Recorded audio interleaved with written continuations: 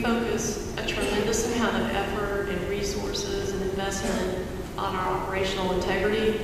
And that includes safety performance, environmental performance, as well as product measurement, and product quality, which I think is particularly important in this industry. I think there's been a lot of improvements in the industry, but there's still certainly a long ways to go, particularly with measurement and quality. I think the work done here in Singapore by the EPA with CP60 and now SS600 is really instrumental.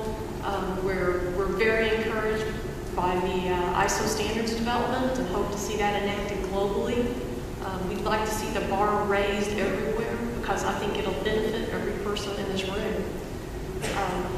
But I think that's critical. I think, for an industry to be successful, I think you've got to be dependable. I think you've got to show integrity.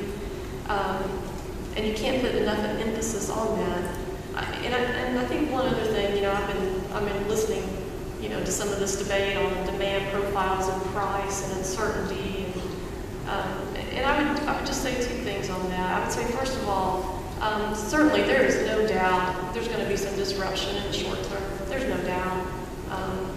I went back and I looked at some of the data from the 70s and 80s, and you're right, but guess what? Things recover. And like Paul, I'm an optimist. It's going to be some disruption. It'll take some years, maybe. We don't know. But I mean, over the long term, the fundamentals are there and they're strong. It'll recover. And we've got lots of smart people.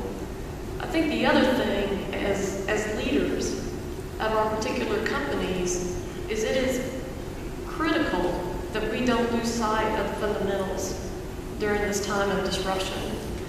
It is absolutely critical. When it comes to safety and environmental performance, I would suggest that nothing is more critical to our industry. We are a huge industry that is very visible to the world, and we cannot let up when it comes to making sure that we deliver and continue to improve those two areas. And I don't mean to suggest that performance is bad, but in times of change and times of stress, and people are going to be stressed at home as well as at work. We've got to continue to take that message out to our organization. We've got to keep our people safe, and we've got to keep them focused on good operations. So price is only one indicator. When you get into the true value chain of what determines the quality of product delivery, as Linda said, it's about safety, it's about operational integrity, it's about mitigation of risk, it's about logistical support, it's about making sure that you aren't delaying these very expensive capital assets that have very expensive curves. There's a whole sort of invisible, intangible cost that goes into strategic procurement that goes far beyond price, because you can essentially negotiate the best price and end up with a disaster from a cost point of view and do a lot of damage to a vessel. You can do a lot of damage to your reputation as a shipper. So price is a component, but I think what we find most encouraging about the real vanguard of sophisticated procurement strategy is that it's about logistics, it's about operational integrity, it's about best practice, it's about transparency, it's about visibility, it's about compliance, it's about all sorts of other dimensions that go into it that are in addition to price. Certainly, I think any supplier that's going to play a major role in today's world, you have to achieve some competitive base from a fuel point of view. But there's the old adage, you get what you pay for, and I think that if anything this industry has taught us is that you can get into real trouble if it is only about price. And I don't think there's anybody in this panel that believes that that's really the key differentiator anymore. I think the supplier's key role here continues to be one of providing choice to our customers.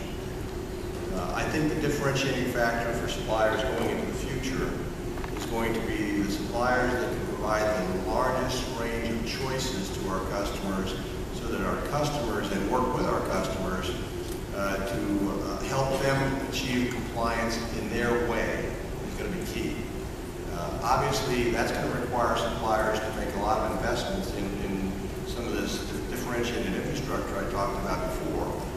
But by being in good communication with our customers, now more than ever would probably be a point in time where conversations between suppliers and customers should be about what is it that you need, where is it that you need it, what special services are required, how can we help you get you there, and if we need to partner around that, can we partner around that? And I think that's going to be key to the shipping companies to prevail here and the suppliers to prevail here.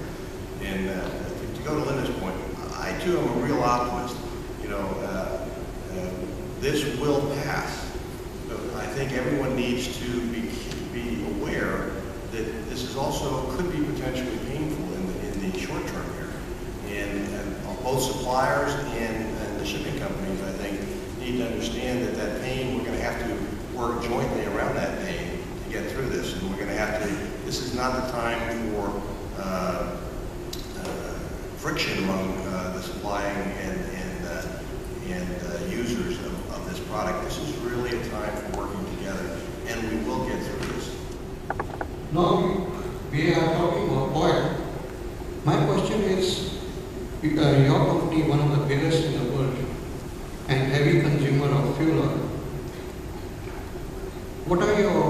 I would like to ask you, are you thinking of going nuclear, using nuclear fuel for your ships?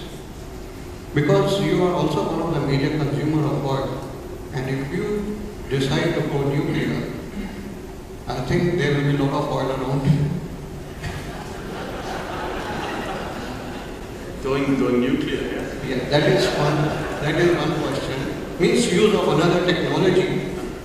Okay, oil is still there, but you change over to some other source of your fuel.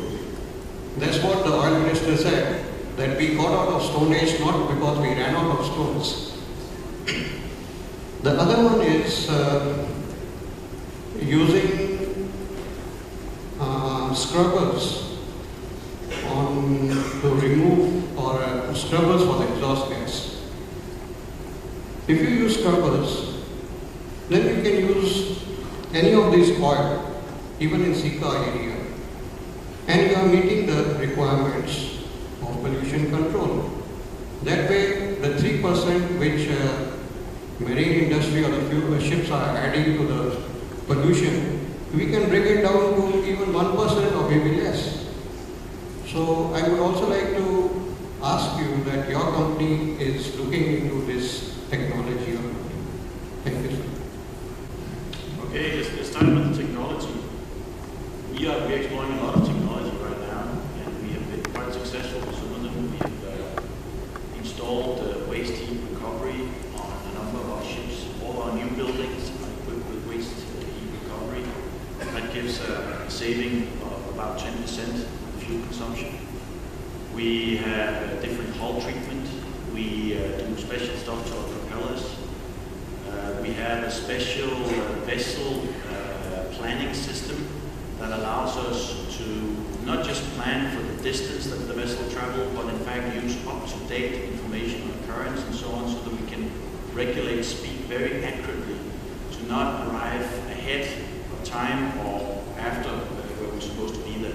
So all in all, there's a lot going on right now, and as Paul was saying earlier, when you get to these price levels here, you spur a lot of innovation and creativity. So whether we're going nuclear, I'm not sure that that's just around the corner, but we're looking at a lot of other technology that will definitely improve. And if we look over the past, let's see if I can remember this, 5 years, we've actually seen a 8% reduction in what we call TEU mile consumption. And we have very aggressive targets for the next 5 years as well in terms of reducing TEU mile consumption. One of them obviously is being larger ships. I mean, larger ships are a whole lot more environmentally friendly because they consume a lot less fuel per container carrier. The question on scrubbers, we're looking at that too. And it's a very interesting technology. It's a proven technology. It's been around for decades. But on land-based facilities, the challenge right now is to find something that's small enough and efficient enough to fit on a ship. It carries tremendous opportunities, and that was also why I was trying to inquire with the panel here on the crack, because obviously the relative difference between distillate and current bunker fuel will drive things like scrubbers.